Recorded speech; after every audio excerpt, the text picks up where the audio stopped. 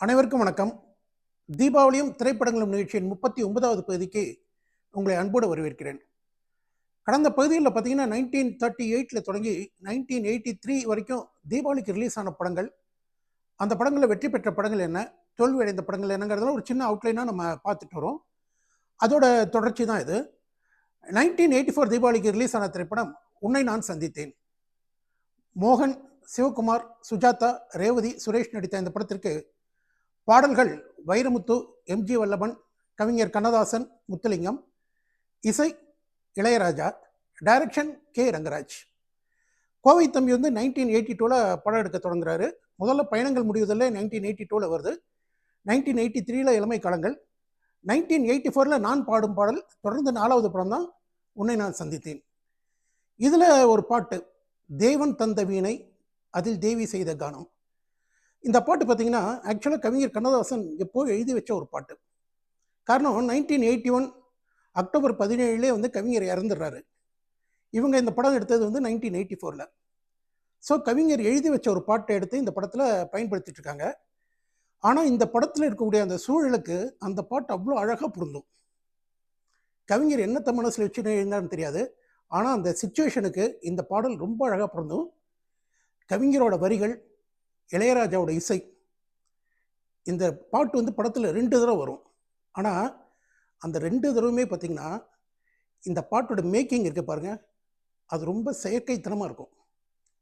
First ஒரு தடவை மோகனும் சுஜாதாவும் பாடுற மாதிரி வரும். அதில் பார்த்திங்கன்னா மோகன் பாட ஆரம்பிச்சிடுவார். அடுத்து சுஜாதா பாடணும். அந்த அம்மா பார்த்தா காரில் வந்துட்டுருப்பாங்க. அவர் பாடுவார். இன்டர்வியூவில் ஒவ்வொரு இன்ஸ்ட்ருமெண்ட் பிளேயரும் டைமை பார்ப்பாங்க, வரிசையாக பார்த்துட்ருப்பாங்க. மியூசிக் முடிஞ்சோடனே அந்த அம்மா ஸ்டேஜில் பாடும். இதெல்லாம் நம்புற மாதிரியாக இருக்கு. கண்ணதாசன் எவ்வளோ அழகாக ஒரு பாட்டை கொடுத்துருக்காரு. இளையராஜா இவ்வளோ அழகான ஒரு டியூனு. இதை ஒழுங்காக பிக்சரைஸ் பண்ணது இல்லையா. இதே பாட்டு 2வது தடவை ஸ்டேஜில் ரேவதி பாடுவாங்க, சிவகுமார் கூட ஜாயின் பண்ணுவார். இதுலேயும் பார்த்தீங்கன்னா அந்த பாட்டுக்கு நடுவில் அந்த சுரேஷ் பண்ணுற கோணங்கித்தனம் இருக்குது பாருங்கள். ஐயா, ஒரு ஆர்கெஸ்ட்ரா நடக்கும்போது குறுக்கில் ஒருத்தர் இப்படிலாம் பண்ண முடியுமா அப்படின்னு கூட யோசிக்காமல் ஒருத்தர் படம் எடுப்பான். இது எப்படி இருக்குது அப்படின்னா, கவிஞரோட அழகான பாட்டு, இளையராஜோட அருமையான இசை, ஒரு நல்ல குழந்தையை பெற்றெடுத்து கழுத்து நெரிச்சு கொள்கிற மாதிரி தான் இருக்கும். உங்களுக்கு சந்தேகம் இருந்தால் யூடியூப்பில் 2 பாட்டி பாருங்கள், எவ்வளோ செயற்கைத்தனமாக இருக்குன்னு. ஆனால் அந்த பாடல்கள் வரியும் இளையராஜோட இசையும் அவ்வளோ அருமையாக இருக்கும். இதை தவிர இந்த படத்தில் ஹே ஐ லவ் யூ, உன்னை காணும் நேரம் நெஞ்சில், தாலாட்டு மாறி போனதுன்னு எல்லா பாடல்களுமே அருமையான பாடல்கள். இந்த தேவன் தந்தை வீணை பாட்டு கூட ஒரிஜினலாக பார்த்தீங்கன்னா இளையராஜா கீதாங்கிற ஒரு கன்னட படத்திற்காக போட்ட மெட்டு. அதைத்தான் எடுத்து திரும்ப ரீயூஸ் பண்ணியிருப்பார். பாடல்களுக்காக வெற்றி பெற்ற படம் 150 நாட்கள் ஓடியது. 1984 தீபாவளிக்கு ரிலீஸ் ஆன திரைப்படம் உறவை காத்த கிளி. டி ராஜேந்தர், சரிதா, ஜீவிதா நடித்த இந்த படத்திற்கு தயாரிப்பு ஏ ரத்னம். கதை, திரைக்கதை, வசனம், பாடல்கள், இசை, ஒளிப்பதிவு, டைரக்ஷன் டி ராஜேந்தர். சிம்பு அவர்கள் இந்த படத்தில் தான் இன்ட்ரடியூஸ் ஆகிருப்பார் குழந்தையா. டி ராஜேந்தருக்கு இந்த படத்தில் டபுள் ஆக்ட். எந்தன் பாடல்களில் நீ நீலாம்பரி, அப்புறம் இந்த மல்லிகை மனசை என் மாமன் பறிச்சான் போன்ற பாடல்களும் டி ராஜேந்தரே சொந்த குரலில் பாடின அடங்கொப்பம் மவனே கொப்பம் மனவேங்கிற பாட்டும் இந்த படத்தில் தான். இந்த படம் ஆரம்பித்ததுலேருந்து ப்ரொடியூசருக்கும் டி ராஜேந்தருக்கும் நிறைய மனத்தாங்கல்கள், நிறைய பிரச்சனைகள் போயிட்டே இருந்தது. இது இந்த படத்தோட வெற்றியை ரொம்பவே பாதிச்சது. 1984ஆம் ஆண்டு தீபாவளிக்கு வெளியான திரைப்படம் காவல் கைதிகள். ராதா ரவி, சசிகலா, ரவீந்தர் நடித்த இந்த படத்திற்கு கதை வசனம் மு கருணாநிதி, இசை சங்கர் கணேஷ், டைரக்ஷன் ராமநாராயணன். பெருசாக சொல்லிக்கிற அளவுக்கு இந்த படத்தில் எதுவுமே இல்லை. 1984 தீபாவளிக்கு ரிலீஸ் ஆன திரைப்படம் ஓ மானே மானே.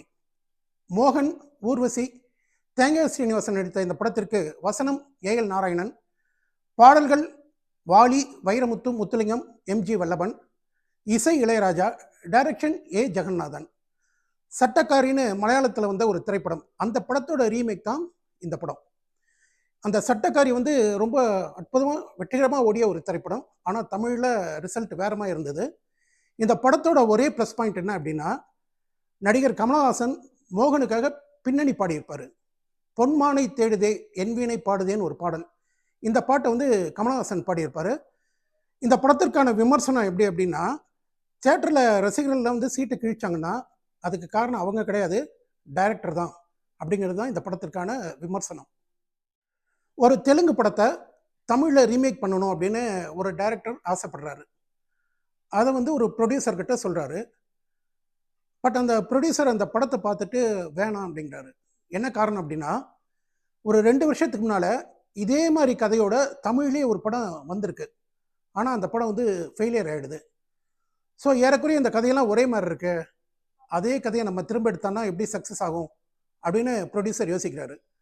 அந்த நேரத்தில் அந்த படத்துக்கு வசனம் எழுதக்கூடியவர் என்ன பண்ணுறாருன்னா, நான் இந்த படத்தை உங்களுக்கு ஒரு வெற்றிகரமான படமாக மாற்றி தரேன் அப்படின்னு சொல்லிட்டு அந்த ஒரிஜினல் தெலுங்கு படத்துலேருந்து நிறைய சீன்ஸை வந்து மாற்றுறாரு.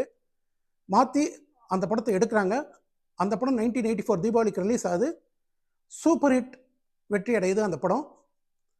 ஒரிஜினல் தெலுங்கு படம் என்ன, தமிழில் ஆல்ரெடி வந்து ஃபெயிலியர் ஆன படம் என்ன, இப்போ ரீமேக் பண்ணி எடுத்து வெற்றிகரமாக ஓடிய படம் என்ன?